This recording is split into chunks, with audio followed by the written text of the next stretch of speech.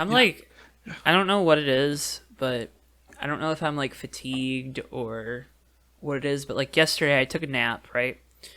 Yeah. I went and saw the new Lilo and Stitch. By the way, yesterday Why would with you do that to yourself? my mother, because that was my favorite Oh, movie growing up.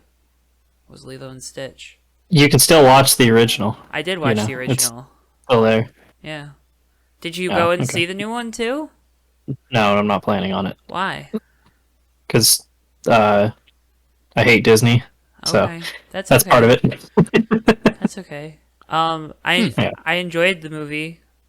Story beats were very different, but still hit the Mm, same story beats. That was good.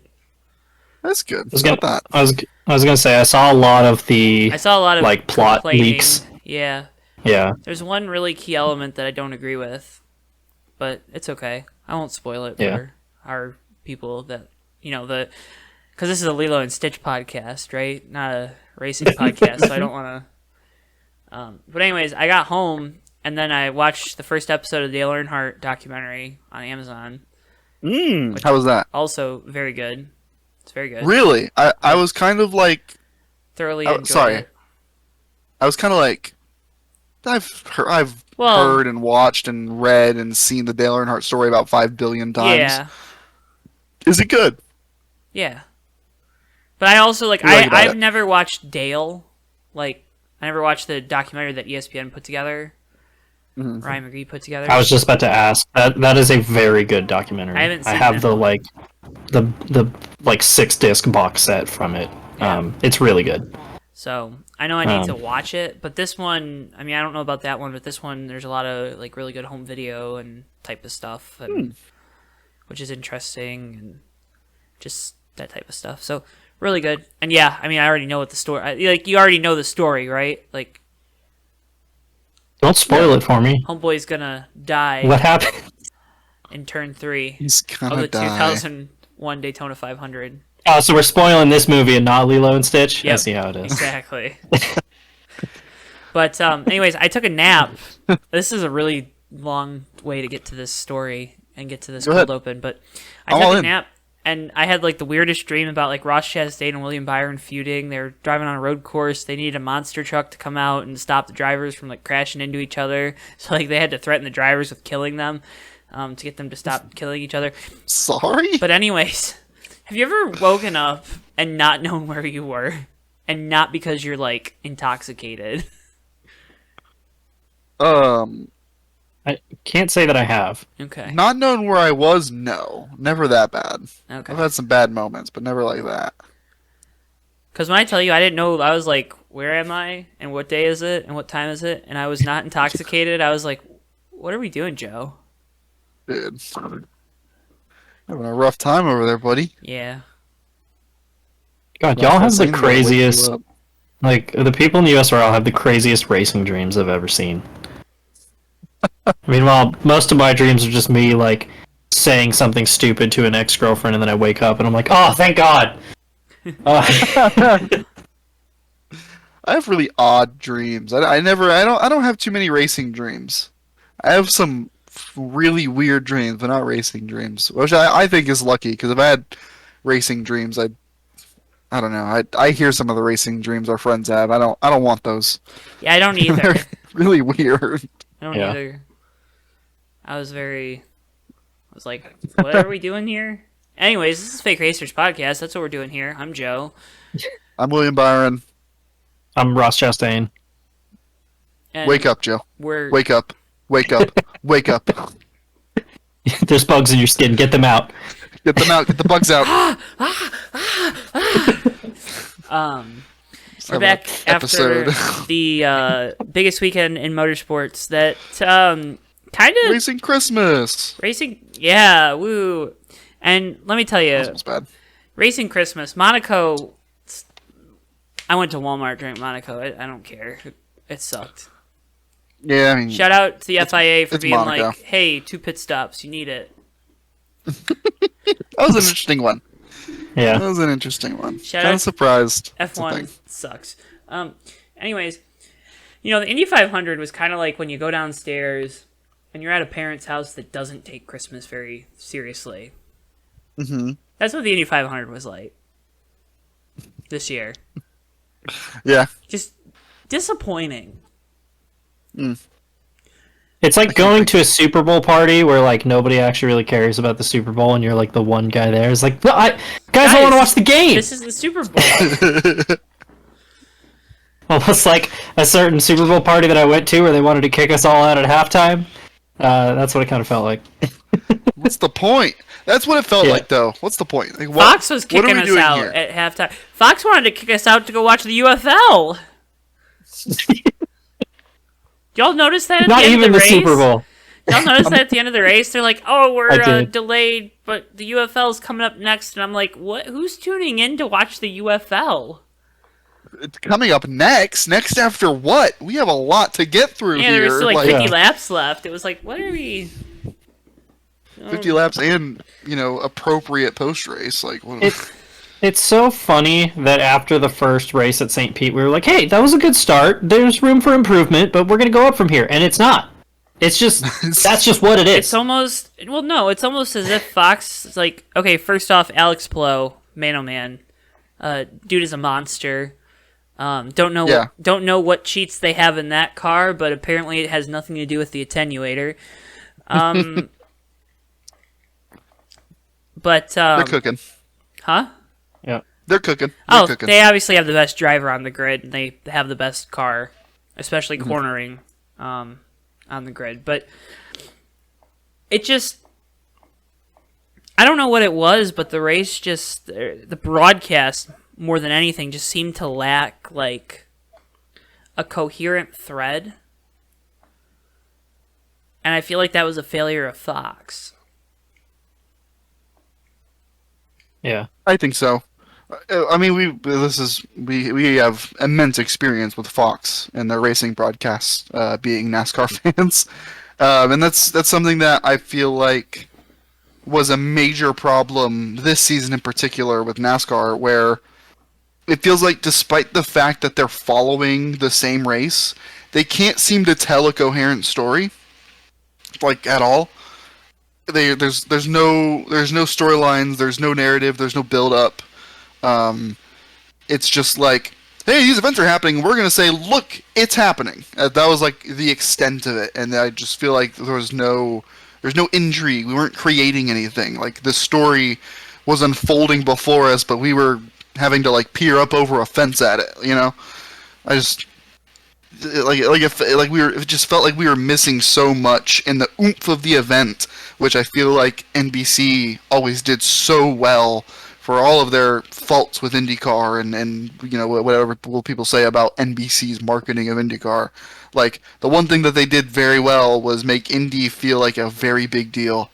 And Well, they'd bring in their football people. They wouldn't bring in Chris Myers. Stuff like that. Yeah, no, I agree, and even like they had all these segments and stuff. They like I like some I know AI they Michael do some Strahan. What the hell was AI that? Michael Strahan was ridiculous.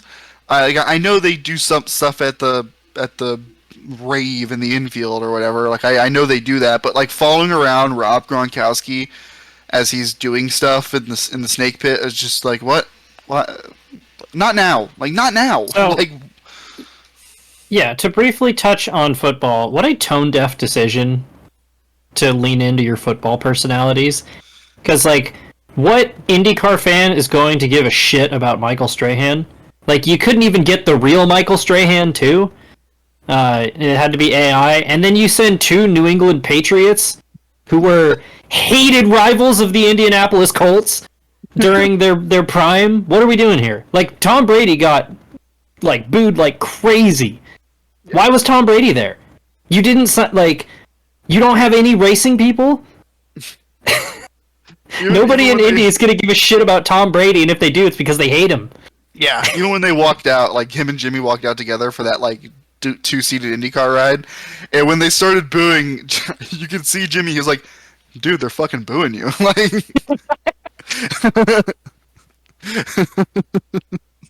it's just like it's But literally yeah, like Fox. Yeah, again, to dip into oof sides a little bit for a second. It's like Fox paid all of this absurd amount of money to Tom Brady, and they were like, "Oh wait, he's not good at his job. Okay, we have to get him to do anything. We have to get our money worth." Problem is, he can be good at his job at times. Yeah. At times, but yeah,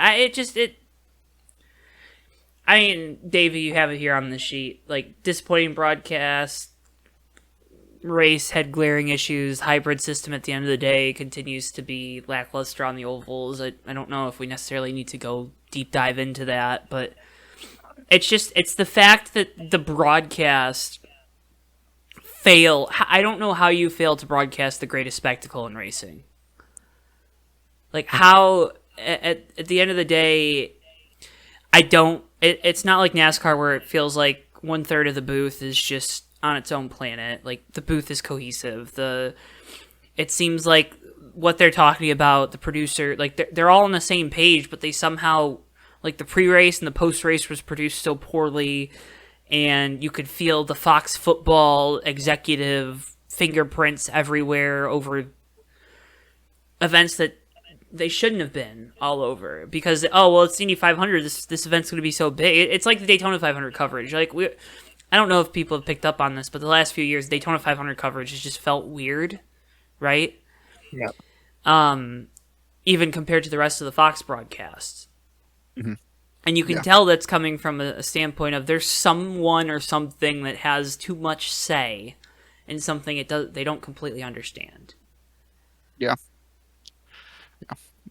Yeah, agreed. And if you want proof of this, if you want to like make sure this isn't just like, because I see there's pieces and parts to every debate about stuff like this. I saw people saying like, oh, the broadcast was, it was just fine. Like, those are small issues. I wholeheartedly disagree. But if you really want to see the difference, not knowing the running position of the cars with 15 laps to go is, I don't know how that, like, randomly displaying the yellow flag banner at the top just randomly during green flag racing and not being willing to change it to the point where it's so broken that you have to put only the top 5 on the screen because that's the only thing that they can keep scored like correctly. But if you want to compare it, go back to dire Straits IndyCar. Go back to early 2010s IndyCar, where low-key it was the laughing stock of the American racing world. Just go back and watch the way ESPN, for example, broadcasted the Indianapolis 500. Look at the pre-race. Look at the post-race. Compare it to the Fox one from this past season, and you'll be blown away by how good ESPN's is and how bad Fox's is in comparison. Yeah, I mean, the most recent in a long list of incidents like this, Nolan Siegel wrecked on the last lap, and they were just like, "Oh, that's crazy." Anyway, UFL football, and just never showed it. Never gave us an update on him. Just insane to me. Crazy. Yeah. So weird. It's just it's basic stuff. Like, I'm glad it's unbelievable. I'm glad we got to see the victory lane ceremony for Palou too, with Chris Myers, Danica Patrick, and Tony Stewart talking over it the entire time. I was really happy about that. The more I ruminate on it, the worse it is. Like, I really tried to go into it with like an open mind, be willing to forgive some of the small mistakes they might make, but they didn't. They made big ones all day. Yeah. They didn't have the shot at the end of the race. Yeah, with the flag stand. The shot. Yeah. And, like, credit where credit's due, I thought the 3 in the booth were decent. Like you mentioned, they kind of missed the plot, but, like, I think Buxton's good on play-by-play. He lends a lot of gravitas to everything. Hinch and Townsend Bell. They have good chemistry. I like them. Yeah. I was enjoying listening to them call the race, but, like, they could... Like, it felt like Marcus Ericsson being on the winning strategy just kind of came out of nowhere at the end. Where, like, all the talk was like, oh, it's Palou versus Malukas and whoever, and then, oh, and now Marcus Ericsson's coming off Pirro in the lead, and I'm like, what? Okay. I guess he's leading now? I guess we just missed this? All right. So, yeah, I guess, it felt like they just missed it, and I don't know if it's a commentator thing or what have you. Yeah. Again, it goes back to your producer. It's... I don't know. Yeah. But I guess we should talk about the finish as well, because that also, I mean, Kinda. it's just a downer. yeah. Lame finish. I don't know why we don't have blue flags on ovals. We do. God damn it, dude. We do. If you couldn't tell, they were getting shown the blue flag for like the last 15 laps, and they just It literally ruined the finish of the race. Nobody could get a run on Palou because he was just being towed along the whole time. Like, Yeah. it was just infuriating to watch. And he only got the lead because Ericsson was laying back for some reason. Like, Ericsson it was- just they kept building up like Ericsson's got to go now. He's got to push, and it just nothing happened for the last 15 laps. And it was like going into the last lap, I was like, I know nothing's gonna happen here because these 2 lap cars won't get out of the way. and they're quick Yeah. enough, right? Yeah, Yep. And that's just ugh. I think it's more of a problem with the hybrid. I think teams are still figuring it out on the ovals, because they don't race enough of them, especially high Yep. speed super speedway ovals. You know, this is Man, Yeah. wish they did. the one. It's almost as if, Wish they did. but Pocono isn't safe, Davey. But I bet it's not. Michigan isn't safe, Davey. Do you want me to look up the list of driver deaths at Indianapolis Motor Speedway? Auto Club isn't safe or a racetrack anymore. We'd be here for a while. Oh my god, I forgot that we only go to Gateway It's all short at ovals. Iowa and Milwaukee. Oh, and Nashville. It's all Okay, short Nashville ovals. might be good. Nashville's the largest oval. That's what 1.3. Yes. Yeah. Blah. And Yeah, that'll, we should be on the streets of Nashville anyway. I was so. gonna say we're Yeah. gonna go back to a shitty street course in a couple years, anyways, where nobody can pass. Sponsorship dollars, baby. Hell yeah! Welcome to Detroit this weekend. uh, Shitty street course configuration where nobody can pass. But hey, we're downtown. I miss Belle Isle. See the GM building in the background? Isn't that cool? It's almost like you could see it from Belle Isle too. Yeah, anyway, Alex Miss Blow Belle won again. Isle. I wonder. So I know you guys probably don't know this, and now I'm definitely getting into a tangent. And let me get on this tangent, and then we'll move to the next thing. Good, dude. GM is like moving out of the Renaissance Center, which is their building downtown, and like they've already sold 2 of the towers. I think they're going to demolish 2 of them, and then that middle one, I don't know what they're going to do with it. And they're moving to the new Hudson's building that's being built. So I'm wondering if they're going to move the course to that building, so it'll be even more downtown. So it won't be on the Yeah. water. It's almost as if Fair, like man. either they should just race at Belle Isle or go to MIS. Yep. Do one of the two. Right. Yeah. Yeah. Or do That both. makes too much sense. Do both. It's okay. Yeah, that does make too much sense. Darn. Sorry, guys. Yeah, I appreciate you trying, but we would much rather race at this horrible street circuit. Hope this helps. But it's downtown, so that's cool. Yeah. That makes for good races. I mean, it's easier to get to than Belle Isle, to be fair. But the racing sucks. Anyways, Coke 600 was fun. Very fun. Very fun. Thunder was good, dude. I liked that race. Sold out Good race. crowd. Every other row was a bar rail, but sold out crowd. Like, you gotta do what you gotta Yeah, you do in gotta- this big world. That's right. Yeah, I was thoroughly entertained all night. I saw people like I up until the final like 50 laps. I saw reception was pretty mixed, but I was like, I'm enjoying this. I don't So, understand that. That's just people being like, "Oh, William Byron's leading all the laps." But guess what? When the broadcast actually shows all the racing throughout the field, Yeah. believe it It's or almost not, like telling a good story is important. Also, I've seen people start losing their minds about the next gen with this, but like, have people forgotten that aero has just always been a thing in racing? no. Yeah, what do you want them to do about the air existing, guys? Like, Turn it everybody's like, I've seen so many people complain about aero blocking. I'm like, that's physics. That was a thing with the Gen 6. It's a thing with the Xfinity car. It's not as bad, but it's still a thing. It's a thing with every single thing that goes fast. Like, you can literally go back to 2003, everybody's favorite NASCAR season, and find a show package of people complaining about aero push. Like, I've seen it before. Like, this has just always been a thing. No, air didn't exist until Brian France came into power. Yeah.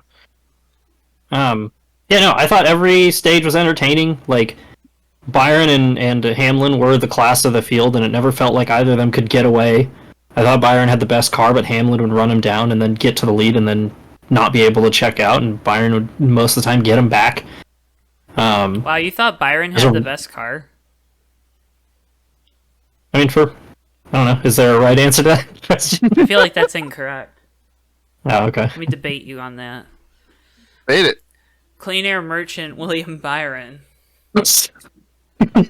had the best car all night after Kyle Larson spun off of turn 4 right before his first pit stop. Yeah. And then had the best car until Denny Hamlin passed him under green. And then had the best car until, oh no, here's Joey Logano. Didn't he pass Hamlin back, though? I think so. He did, yeah. Yeah. Yeah. Let's be clear. Yeah. I don't fully agree with Joe. Meanwhile, Ross Chastain in a Dude. backup car went from What the worst to hell? first, baby. Dude, what a run. What a run. Hell yeah. Yeah, they read out at one point, I think it was right after, or I think it was right before the final set of pit stops, Ross was like 9 seconds back. Mm-hmm. That is an insane amount of time to make up just in that didn't know final that. run. Damn. But boo-hoo, the poor two- William Byron. Wah. Go on. It was Yeah, it was that- funny to see him Yeah. seething after the race. I'm sorry. I was gonna say, he looked dead inside when they interviewed him, because, like, that's not even the first time it's happened this year, which is Yeah. the crazy thing. That's why I said Clean Air Merchant. I mean, it's Yeah, that drive by Ross at the end was unreal. Like, because they're showing the telemetry, and he was like 2 seconds back, and it was like, okay, maybe he'll mount a charge, and then it was like, now it's 1.8, now it's 1.6. and then all of a sudden Holy it was shit, 3 he's gonna seconds. get there. It was like, Yes. he's here. Gong, and then like Um, just the face of terror. Yeah. Led only the last 8 laps. Just what an awesome drive. Hardcore, man. Unbelievable. Hardcore. I think the thing that made it so exhilarating too, they let Ross. One, they showed Ross, like, we got to see Ross do all of his, like, he did his Polish victory lap, and he waved to the crowd, and you got to see all that, and then he did his burnouts, and, like, you see all that, right? Yeah. But they did a really good job of conveying the emotion. Hi! But, They said hi, by the way. welcome to guest appearance. It's up there. It's up there. It's up there. Up You're there. looking at it. Up there. Miss Girl. Up there. There it is. You're looking at it. Anywho. Sigley, get out. Shake the Sigley. box. Sigley. You have his treats, and you were wondering how to get him out. Anyways, Anyway, You have this. She had the special Sigley like treats.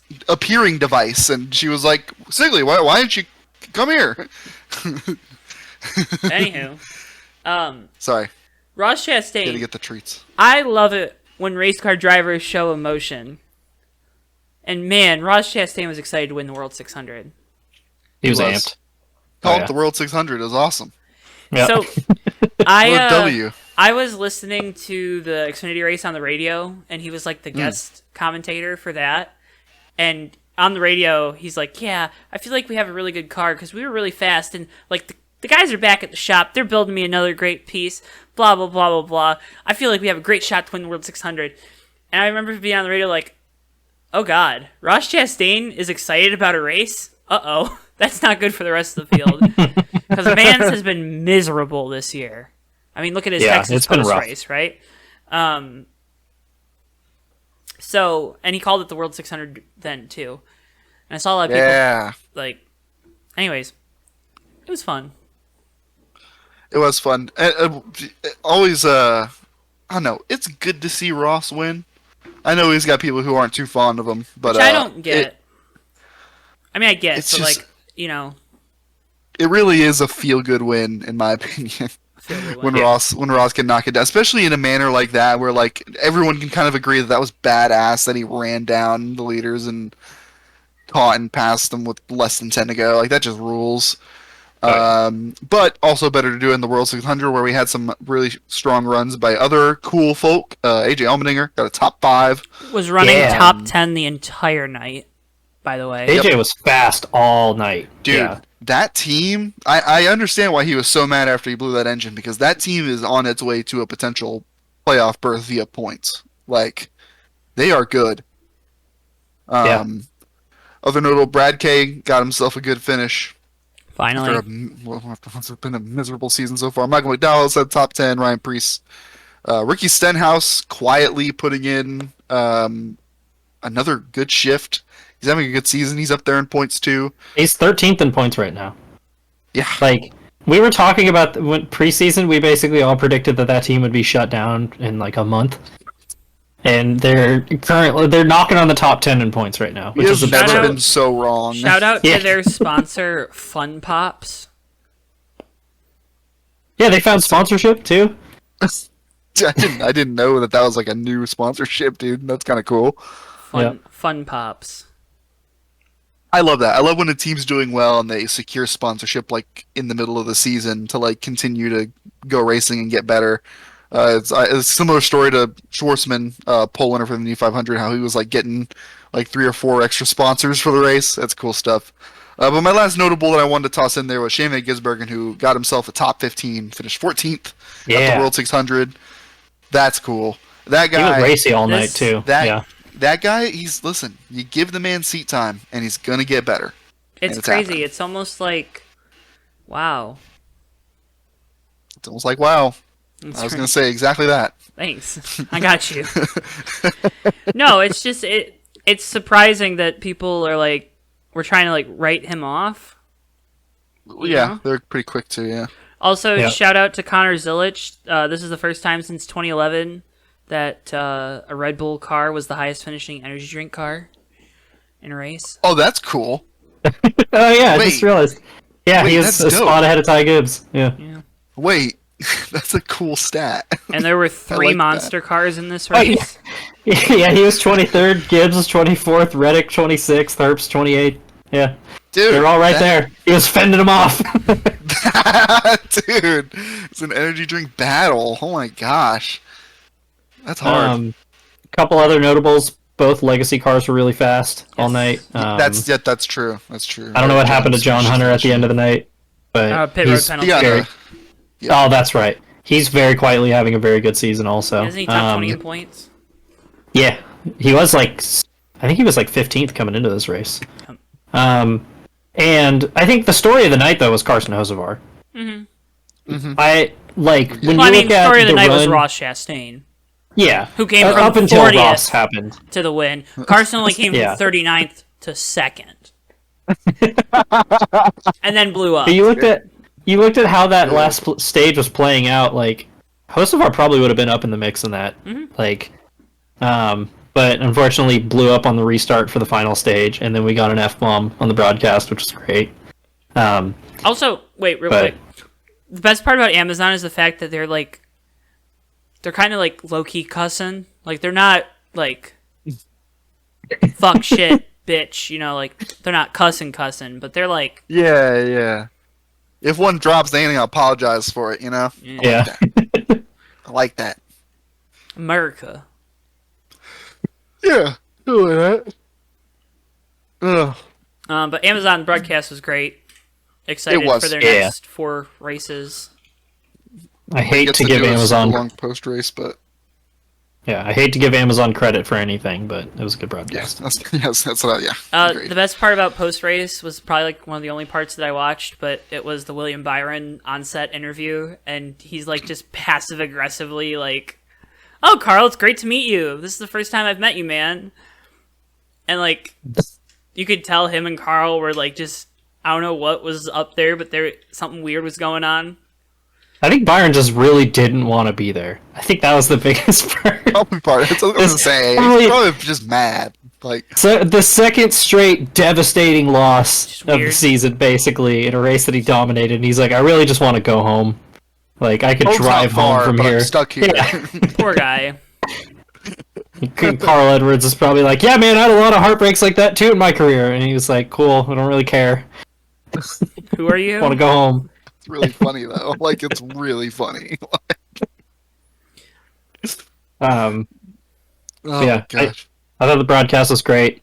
Oh, dude. Like, I thought Carl was very good on pit road, or not on pit road, but in, like the pre-race stuff. Daniel Trotta did great as always. She's awesome. You know who did really well? Hate to give him credit. Corey LaJoy was good in that just role, about to say. dude. He was, dude. It's He crazy. found himself a new career. He was in 'cause he was doing the Clint Boyer role, but he was like not a complete Good at idiot. Yeah. Yeah. Well, it's like what I said last year. Like, when you looked at every current NASCAR driver, who was in the most commercials? It was Corey LaJoy. Well, Because for some reason, he's extremely marketable. do you know why it's Corey LaJoy? Why? Because he's a NASCAR plant, but it's okay. I mean, he is. Or just Randy LaJoy's son. Well, Yeah. yeah, but he's got like all these relationships with NASCAR, and You know, that could still be because he's likable, right? Like, that can no, be he's why. a plant. He's a plant. Okay, Yeah. sure, fair enough, whatever. He complains. Plant's funny.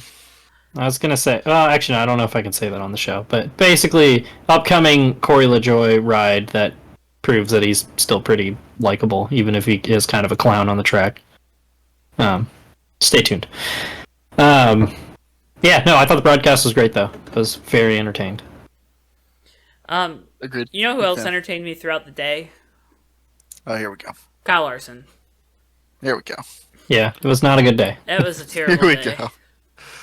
Here we go. Kyle Larson in the no good, horrible, very bad day.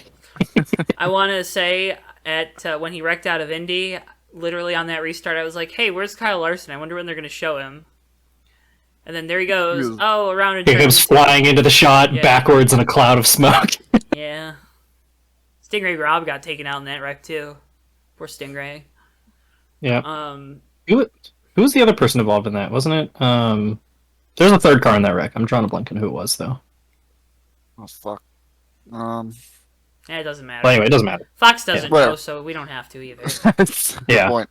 But Larson, disappointing day in Indy.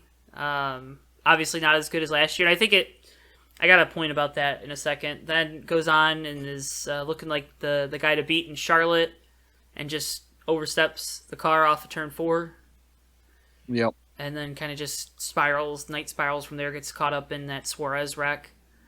Yep. That ends the night. Kyle Larson had a lot This of is toughing. weird energy this year around the double. Agreed. just and around I'm it. not just talking about. I'm not just talking about the post race comments. I like pre-race stuff too. I was like, He didn't seem like he was even like excited, and I kind of I looked into it a lot. I can't find the article now, and I'm pissed off. But it was a thing that he was talking about, like how much money and time and man hours went into getting this one-off ride ready, and then the entire time there's this whole idea of like he's probably not even gonna be able to finish the race, hovering over it. And I think that definitely weighed on everybody involved with it. That it was just kind of like, what's even the point? You know, So, which sucks. yeah, yes, sucks. I think the one thing though that was so disappointing this year about Larson's double, it's not even about the result. There was no pomp and circumstance around it, and I don't know if that was because he did it last year, but I feel like there should have been more buzz about it this year, because it's like, man, here's this guy, he's coming back to do it because he wants to do it, and it got taken away from him last year because of the rain, and he never even got a chance to get in the car, even though he got to Charlotte in time to at least run half of the race or a third of the race or whatever, it would have been. It just, the pomp and circumstance wasn't around it this year that it was last year. It didn't feel my as thing- special. And Go ahead. Sorry. and I think that was because they were not as competitive and they were not as quick this year as they were last year. That is definitely part of it. That is definitely part of it. I do also think, and maybe this is part of what I'm going to say as well, where like seemed like the wind was sucked out of his sails before it even started. Because like you phrased that very well, Joe. Like that would have been like a good question. Like, oh, it was taken away from you. Like, must be heartbreaking. And they asked a question. This is like the thing that kind of kicked off my brain on the day. Like, what's going on with what? Like, why is he like that? Where they asked him a question like that, and it was like, oh, it must have been heartbreaking. He's like, yeah, I mean, it's whatever. You know, we're coming back this year to do it again. And I was like, dude, like, what? Do you know how like not endearing that is to just be like, oh, it's whatever. It's not heartbreaking at all that the biggest race in the world, I didn't get to have my shot at it, and I'm coming back this year for redemption, and like just acting like it's whatever. And they're like, how important is it to you to run this race? And he's like, yeah, my dad liked this race, dude. Act like you care. Give a shit. Yeah. Like, what is going on? Like, something is wrong. And again, like, I'm sure things were weighing on him and stuff, but like, geez, man, you're a year off of saying you're the best driver in the world, and we're coming to the Indy 500, and you're Debbie Downer about it. Like, let's go. Like, come on. Like, this could be cool. And then just it wasn't ever, and it bummed me out. Yeah, and there was I mean, the weird thing with McLaughlin wrecking on the pace lap, and the thumbs up out the cockpit was weird. I think a lot of that. Yeah, I think a lot of the. I don't want to say frustration, but like because there was the rule change that NASCAR made where they were basically like, yeah, if you miss the start of this race, we'll kill you, basically. And so it almost feels it feels like NASCAR's almost like holding you hostage, kind of. To be fair to NASCAR, I mean, one of their biggest races of the year, Kyle Larson pretty much said last year, oh, it's not that important. Yeah, and that's the thing. Like, it's a no-win situation. Because if you're Larson, like, it feels shitty to have this entire effort put together for you, and then you have to bounce early, right? Like, you can't even finish the race, even if he doesn't wreck it on a restart.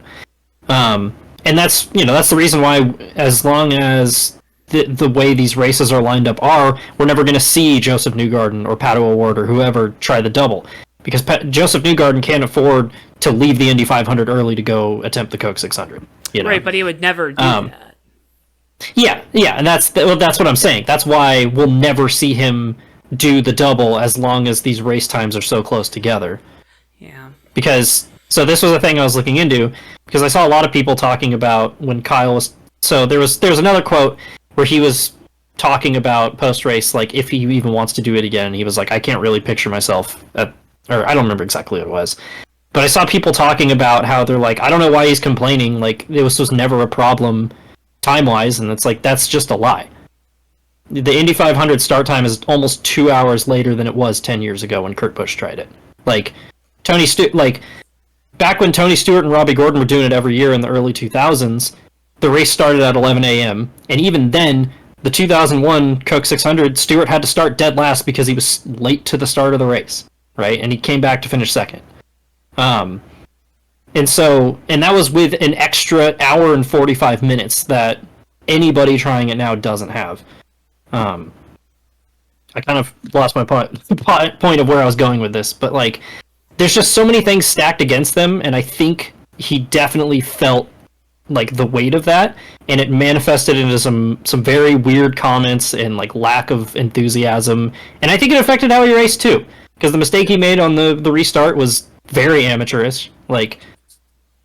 And then I think he was rattled because when they interviewed him when he was in his car before the Coke 600, he didn't seem that enthusiastic, and he made two really basic mistakes early on, and it was like, it didn't seem like his head was fully in it, and it is just a bummer, because like, this should have been something cool, and instead it just ends up we end up leaving the track, and it's like, wow, that was really disappointing, and kind of changes the way people look at Kyle Larson.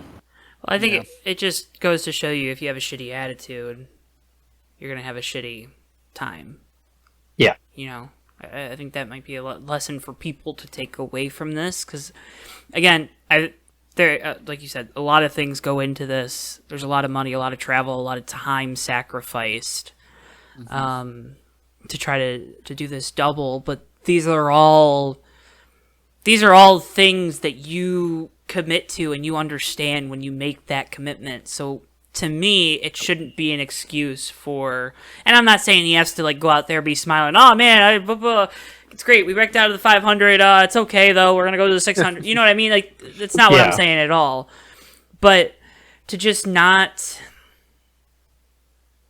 give it the regard that it should be given, that it deserves to be given, was very disappointing from a guy that is one of the greatest talents that we've ever seen behind the wheel of a race car, any type of race car.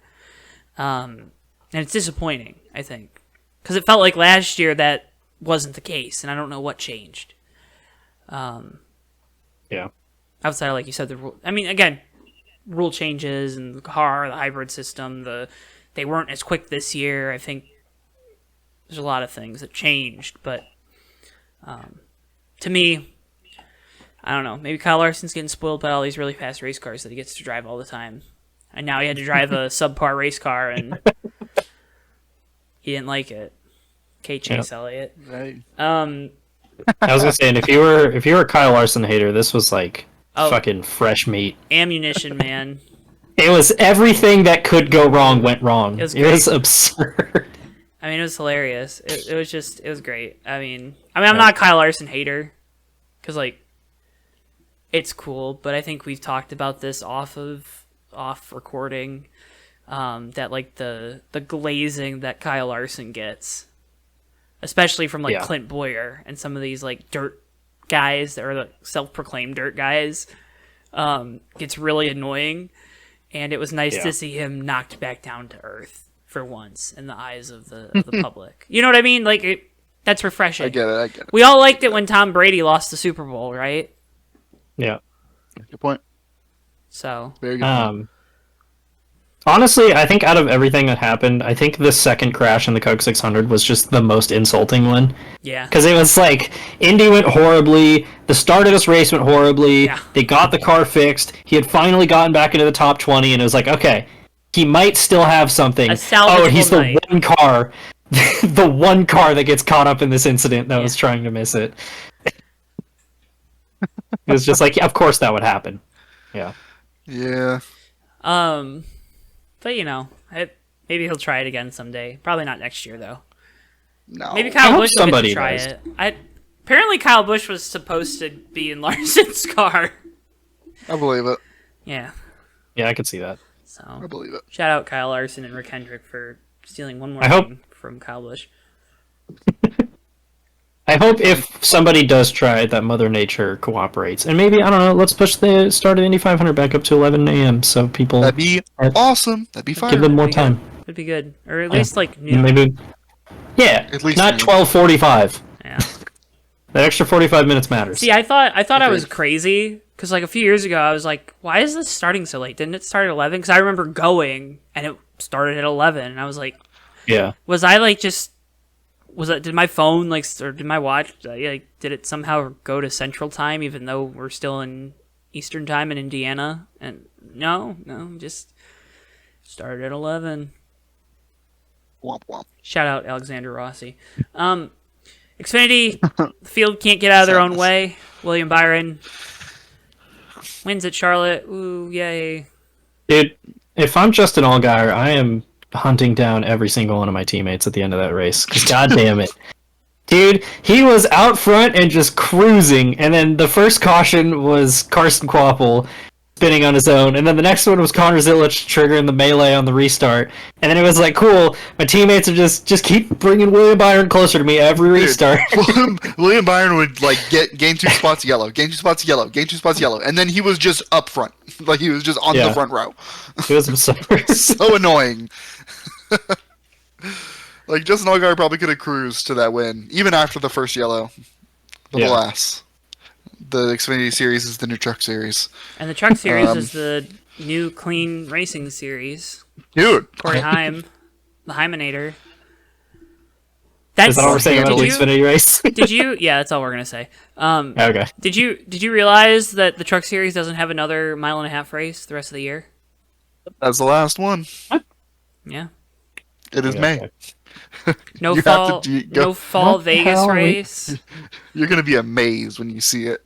No, Well, we have Nashville this week. right, but this is the last mile and a half because they race at Michigan too. Oh. But there's like 2 or 3 intermediates, and then like look at their Oh. playoffs. Their playoffs is Darlington, Bristol, New Hampshire. Oh my God, we have trucks on the Roval this year. yes. Oh, that's gonna be so dumb. I can't wait. It's gonna be sick. Like, Don't we get Let's not- 4 let's not road course play. truck race or 3? 3 road course races many do 'cause we they didn't have? race at Coda, right? No, we have. Let's Lime see. Rock, Watkins Glen, and the Roval. Oh, I forgot we have trucks on Watkins Glen too. That's awesome. That's at Watkins Yeah. Glen is hard. So, yeah, Corey Haim just gonna hopefully maybe run away with the championship. I don't know. I think it's great that we all forget about his weird encounter with Carson Hocevar in that one championship race. I think it's weird that we're just gonna. That one's been swept under the rug. Sure has. Yeah. Pays to be in a series where there's like where there for a small amount of time there's like a new scandal every week. One different idiot every week. Yeah. Yeah. He's probably watching Christian Eckes last year at Martinsville and was like, "Oh, thank God for this guy." Yeah, right. Lane Riggs is Um, that guy this year. One apparently. one year in the Cup Series is like five years in Truck Series years. So Yeah. like dog years. Pat Crafton's like 80 years old at this point. Yeah. Dude. Don't get me started. Okay, but what about in dog years? All right. Well, let's go ahead and let's go from the shop. I guess. Cling clang, cling clang, I picked up on my recording. I don't know. Whatever. cling clang. I'll put it in post. Tim Cindric and other Big one. Team Penske staff were Davey wrote depart. They were fired. After the cheating scandal. I was using the verbiage that was used in the press release. But The yes, same way that Kurt Busch and Penske amicably parted ways after he And Kurt flipped Busch off and- Michelle Obama. and Roush. You know. Yeah. No, Jack Roush straight up said he fired him. So- So a couple things here. Tim Cindric, obviously, that's the big one because he was the heir apparent at Penske. One thing, shout out to Roger Penske for getting in front of it. I think did a good job trying to damage control. Sorry, he's being very neat. He keeps reaching up on my chair and touching me on the arm. So. Hello, Ziggy. What do you think about Roger Penske, Ziggy? Ew, dude, put your claws away. he's like, I hate that dude. I hate that That dude. guy sucks, dude. But it's weird because now I don't know who's going to run the team when Roger dies. The other thing, Austin Cindric. well, Cat, why are you wet? What did you do? Okay, get off my lap. What do you? that's the other thing, right? Austin Cindric. One, feel terrible for the guy because man, he's having a good year. He's having a really Yep. good year, and then he's got to get asked like, how do you feel about your dad getting fired? And what do you think Hey, your about this dad got shit? fired. Are you gonna keep your job? And like, Sorry, the cat just drooled all over me. they have to Nice. ask. They have to ask those questions, right? Like, they have to Yeah. ask those questions. Right. But poor Austin Cindric, he's like, well, I love my dad. And it's like, oh. You know what I mean? Like, you realize that these are real people. Remember, they're always real people. Could you imagine if he was like, "Yeah, we got that fucking cheater out of here finally"? Well, and it was weird. Penske, like, their cup team was, like, awful. You know, that was weird. It's almost like Roger might have said, hey, guys, let's maybe not push the box for a couple weeks. Let's maybe get through this one. Yeah, they had a disastrous Indy 500 too. They had a Well, it's okay. disastrous Scotty 600. took care of it for him. So Scotty was like, yeah, we're just gonna make sure this isn't a problem. And then Newgarden had a fast car, and then, you know, fuel pressure issues, and yeah. Will Power just... Willpower raced. Yeah. Willpower they followed got- Newgarden up to about like 15th, and then just Then- kind of stayed right couldn't there. compete Yeah, I don't think I anymore. ever saw him on TV the Nope. entire time. Yeah. But the Penske stuff's weird. It's all on the IndyCar side. all the departures and stuff. Like Cindric already wasn't overseeing any of the NASCAR stuff anymore. IndyCar and Penske Entertainment have said they're gonna try to form a officiating body that is independent of Penske Entertainment Group, which is critical, and I don't know why that wasn't done before. Just from a from like a pure like, hey, this would look better if you did it this way. You know what I mean? Not even. Or just change the name. Don't call it Penske Entertainment Group. Well, the name. Literally anything else. The name means something. Yeah. It's just nobody in a board meeting was like, "Hey, one major problem with this, you guys." The team is called Team Penske. Yeah. But yeah, I don't know. Applaud Roger Penske for getting out in front of it, I guess, and trying not to let it derail the biggest weekend for him and his company. Yeah. So, And kind of related to what we'll talk about after this, like the reason the problem wasn't that it's like, oh, they got caught with an illegal part on their car. It's, oh, the owner of the series cars got caught with illegal parts on them after like 2 years of some very questionable officiating choices that seem to always benefit them. yeah. So Also, these things were on the cars for however long. People had evidence of these things on the cars dating back to last year's Indy Indy 500. In the freaking museum with the you can go see it right now. shout out Marshall Pruitt again. Oh my Oh my god. No, the thing with that was weird.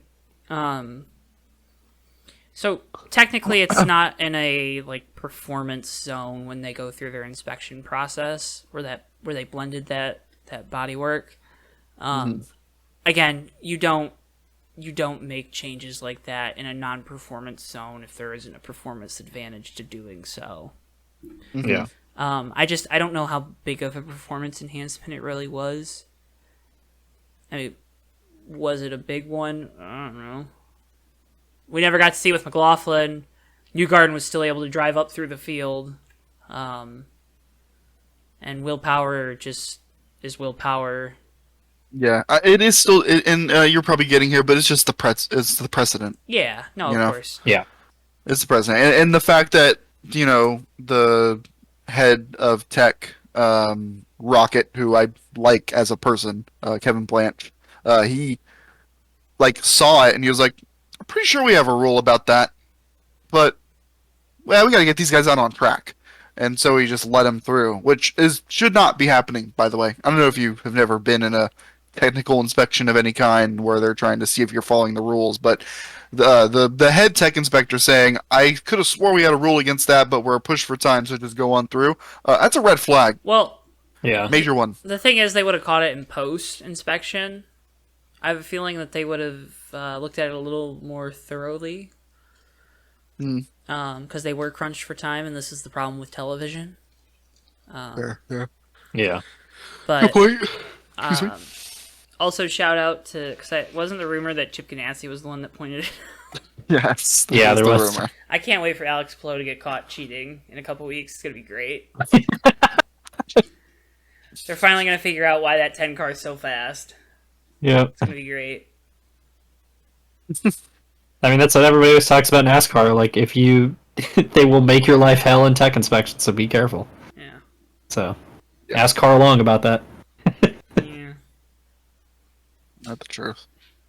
But yeah, speaking of disqualifications, Yeah. The there guy are 3 of them. that finished second. The only other guy that's won a race this year, and Callum Ilott. Where did Ilott finish? Let's see. I don't know where trying to Kirkwood find it right finished now. either, but Ericsson finished second. Yeah. Who knows? Who cares? I'm sorry, I'm so yawny, dude. Night. Well, Sorry, Don't that's what happens when I think about Calamai a lot. while Matt's looking that up, Will Brown's gonna run Chicago for Colleague in the 13 car, so that's cool. Hey, it's pretty cool. Yeah, I heard, cool. or I've been reading rumors that multiple Supercars drivers are coming to try to run the Chicago street course. So, That's awesome. Hopefully we get a Really? bunch of them. Dude, I hope there's not rain. I hope we can see one of these run out in the dry. Yeah, Did it rain last year? Yeah, it did. Yes. it did. Yeah. Yes. Damn, Chicago horrible. in July. It's almost like they didn't choose a good time because Chicago is the rainy city after all. You mean it's Right. hang on? It rains at Daytona in in late August.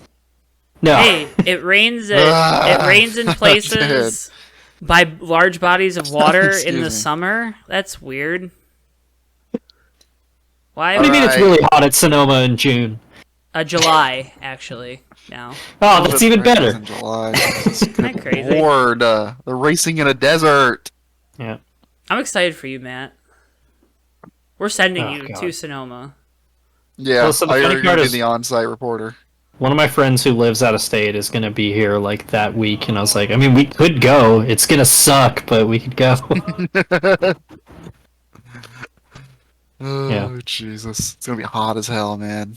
Jesus. Good night.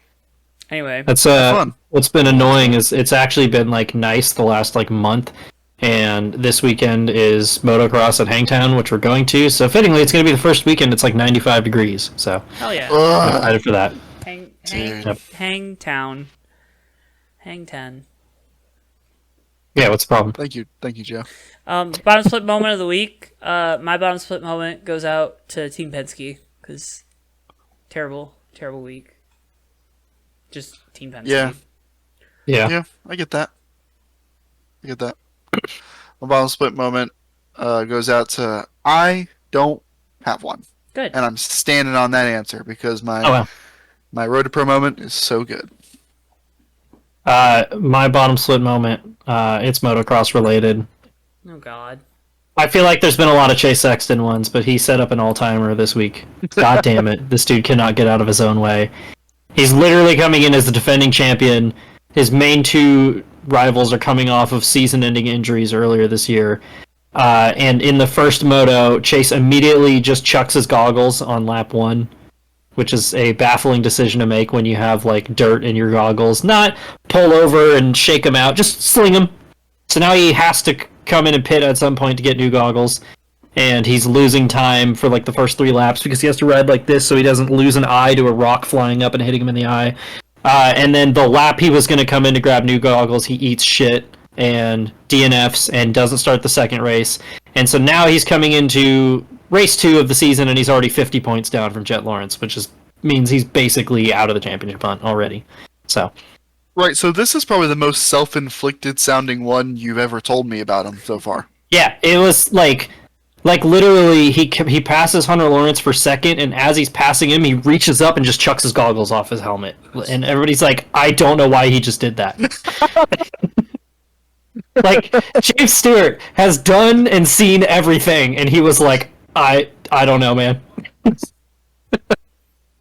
Dude, what? Just Yeah, tossed and then he the didn't even start the second race. So, yeah, Ima- way to go. Dude, imagine a race car. Imagine a race car driver puts on a baller pass for the lead, and you see a fucking helmet rolling down the track, just tossed out the God, window. I can't see. Dude, Get it out of here. So yeah, what on earth, dude? That's a good one. I like that one. yeah.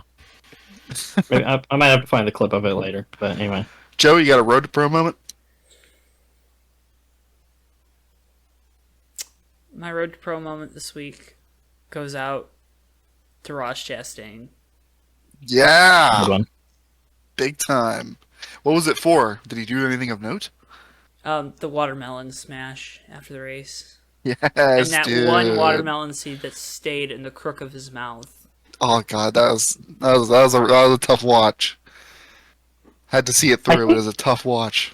I mentioned this. I was going to bring it up earlier, and I mentioned this in the USRL Discord. The thing I appreciate about Ross is whenever he's being interviewed, he always like refers to the person interviewing him by name. Mhm. I like that. It's a very small detail, but it's Shout very out polite. I like Brad it a Keselowski Racing PR team. No kidding.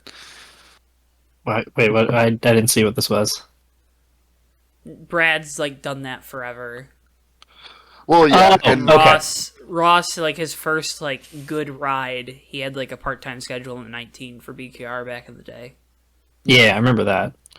And Okay. it Okay, feels yeah, like yeah. all the BKR drivers kind of I have think that same Reddick does deal. it too, right? Mhm. Does Reddick do it? And then I don't know about Briscoe.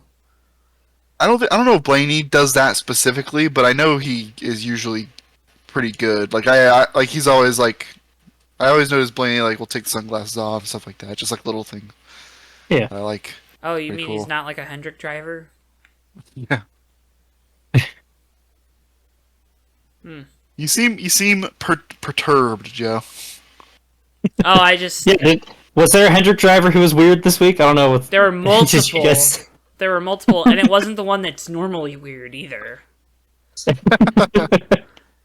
one that's There were normally weird just multiple. took his top 10 and was like, all right, whatever, you know. Don't talk to me.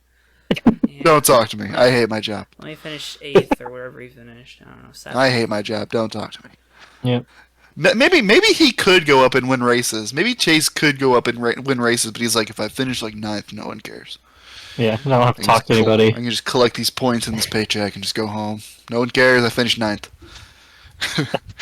Chase needs anything from the car? No, this is great. I can ride right here. I'll still sell the most merch for some reason. Dude. He's just on that grind set. People are fans of me because I mean, he's a man of the people. Who doesn't hate their job? I'm saying, listen, I've seen the light. I get it. I'm all in. Yeah. I totally understand it. other Road to Pro moment, the Chase Elliott merch hauler for making you buy a 124 diecast to get an autograph from Chase. Saw that. I forgot about that one, dude. That's not like people were like, "Oh, that's shocking." That's not like new or anything. I've seen like No, multiple it's not. like people are like, "Oh, that's weird that they make you buy something to be able to come to an autograph session." It's like, It's like that's like usually the thing that it is. yeah, Yeah. like you know, Yeah. And the reason why guys like Noah Gregson do theirs for free is because one, they don't have a lot of merch, and two, gotta make fans somehow. You know that? Yeah, I Okay, was waiting that for reminds me of a gripe I had from last week. Who's voting for Noah Gregson in the All Star Open? Dude, I want names. No clue. I don't understand. Like I know he's popular. I know he's got a big fan base.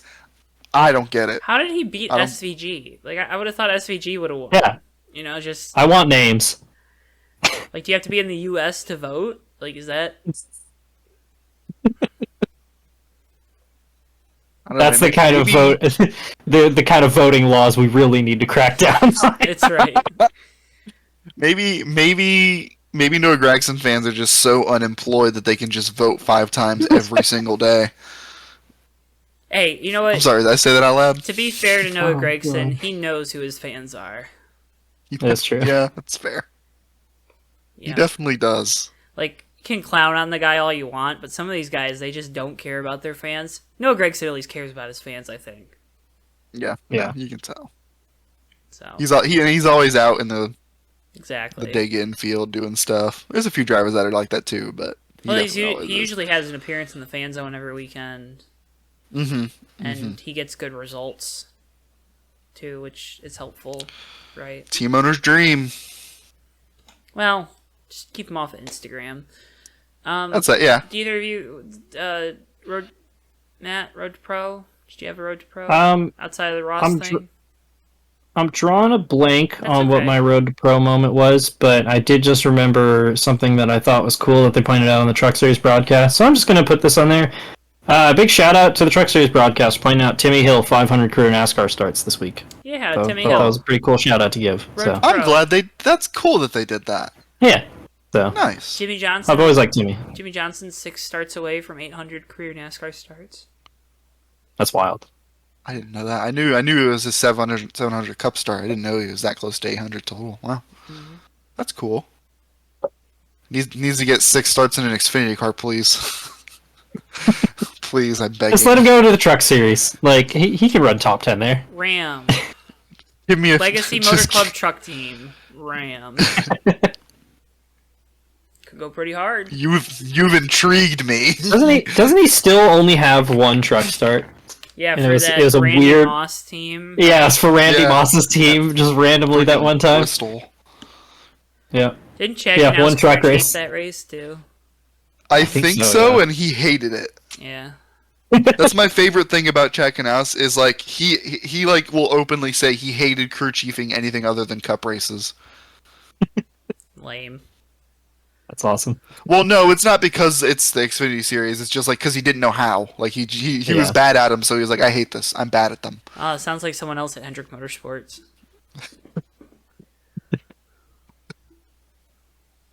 Oh, jeez. Yo, you're on a rampage today with the HMS fellas. We should allow the teams to be really good, that are really good, and just let them dominate everything. Capitalism. The cars are too close. The good cars should be better than everyone else, said the Hendrick and Gibbs drivers in unison. Anyway, Yeah, like you My ever Road notice Pro. that the Penske guys don't say that? Penske guys are like, yeah, that's fine. We'll still kick your ass. And the Hendrick and Gibbs guys are like, We're give us just really good at Phoenix. What are you gonna do about it? sorry guys, I didn't mean for this to turn into a propaganda episode. I'm sorry. It's almost like Team Penske I is didn't better mean for than it. everyone else. I didn't mean for it, guys. I'm sorry. I'm sorry. I'm sorry. I think we should get rid of Hendrick and Gibbs. I think they should just go form their own series. I think we should do NASCAR split incoming. Why do I'm they so get 4 excited. teams? We're gonna have the Daytona 500, and we're gonna have the US 500. And it's gonna be Where's the US 500 going to be? Is it going to be at Michigan again? In the snow? Surely nothing bad will happen on the pace lap this time. Is it going to go head to head with the Daytona 500, or are we going to have to offset it by 2 hours? 2 hours for sure. Okay. 2 hours Yeah. for sure. So that They're way just it's gonna starting. bring back Texas World Speedway. Oh, okay. I think. That'd be cool. Road to It's gonna promo. Also- rise it, bring it from the ashes. This just This popped has back been into an- my head. Unhinged episode, dude. I was gonna say this just popped back in my head. I was gonna make this joke at the start of the episode, and then I was like, "Wait, I gotta do it," because there was that tweet that was like the triple header of motorsports was like Monaco, the Indy 500, and the British MotoGP race. I watched the British MotoGP race. It's fucking banger. That was a great race. It's probably better than Either the on Indy something. 500 and Monaco. Unironically, it was a great race. They were spitting when they put that list out. I tell you what, Yeah. they're spitting. How about it? Jesus, what a absolutely off the rails ending to this episode. If you like that, click the like button on the video or Hey! on Spotify. Hey! Tottenham Hotspur won a goddamn trophy last week. And I lost my mind, and I've been celebrating since. Go you Spurs! I like opened Twitter for the first time in like 4 days, and I saw that my entire feed was just like Tottenham Hotspur stuff. And you know how Twitter doesn't show you who's retweeting stuff, and I was like, "Ah, it must be Davey. He's on one. They must have on won one. something." He's on one right now. Let him go. Yes, we did. And yes, it was me, because I was a fiend. Fiend. I was a fiend. I can't get enough. I can't get enough. Every new video that drops, every new edit, every video of the players partying that gets uncovered of them sloshed out of their minds. I'm like, yes, give it. I just want to see. I want to see everything. I want to take it all in, and I've been doing so. I don't care that we finished 17th. We finished the lowest we could finish without getting relegated, and we won a trophy. Champions of Europe. God, I love Oh my that sport. God. Cool. They like literally New York Giants their way in, where they just kind of like stumbled into the playoffs and then pretended like they belonged there, and they were like, "Oh, don't mind us." We're just- Oh, we actually are just gonna win everything. Yeah. Don't mind us. Oh yeah, no, we suck. Please, we suck. Please look at us. Look at us. Look how we suck. And then we actually do suck, but we still managed to win somehow. It was great. What the winning goal was like a scuffed borderline own goal that like their keeper spilled into the net basically, and then when our player that kind of almost sort of scored it went wheeling away to go knee slide, soon as he went to the knees, bam, front flip, just like launched himself. He even scuffed the knee slide, but we still won. I love that, man. Gosh. Good times. I love, and everyone's mad. Everyone's mad that the shit team won something. Oh, I'm injecting that, dude. Give it to me. Love it. Road to Pro. It reminds me of Dave, have you ever seen the winning touchdown from the second time the New York Giants beat the New England Patriots in 2011? No. Oh, The- horrible. I'm pretty sure Ahmad Bradshaw was the guy's name. He's a running back for the Giants, and he scored on accident because That's so sick.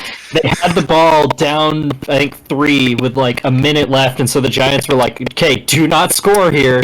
Just fall down at the 1 so we can run the clock out."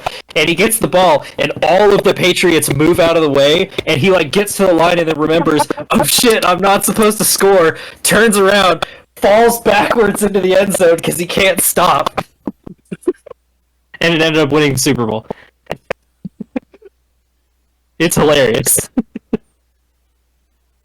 It's awesome. I love when bad It's teams so win. good. Dude. Oh my gosh. Oh god, anyway. I'll tell you what, Joe. Yeah. There's nothing more enjoyable about a podcast than when we get to that point where you're just kind of like distracted, and when you're distracted, you're not like distracted like anyone else, where like you're focusing on something else. You just look endlessly contemplative. I've never heard that word before. Contemplative? Contemplative. Oh, Yeah, yeah. okay. I just like. I mean, I like the other way better, but Yeah, no, it's just, you said it wrong, so I didn't know what you were saying. I said it right. No. Said it right. Anyways, Yeah, it is a big great podcast. Matt, take us home. Shit, I don't remember how the outro goes. It's in the show It's sheet. literally on the show sheet. Oh, yeah, it is. Why don't you read it? Read it word for word. Yeah, for everyone. word. Well, guys, that was a great podcast. We appreciate you watching and watching, listening this week. Please make sure to comment on, like the video, watching on YouTube, drop rating below, or follow us if you're on Spotify. You can find us on Twitter at Fake Racers, all one word. You can make sure to follow Track and Turf for all other projects here on YouTube, or on Twitter at Track and Turf, underscores in between each of those. Do we have a podcast this week? No, you need to read it word for word. Yeah, we have a broadcast this week on JTN, open parentheses, name them, close parentheses. No, we don't have any broadcasts this week on JTN. Take your streaming check. At DSH5er with the ER at the end. Nope. Matt check. I'm going to watch motocross this weekend. I probably won't post about it, but if I do, that's a lie. I'm not going to. Once again, we appreciate you listening, and we hope you tune in next week. Goodbye.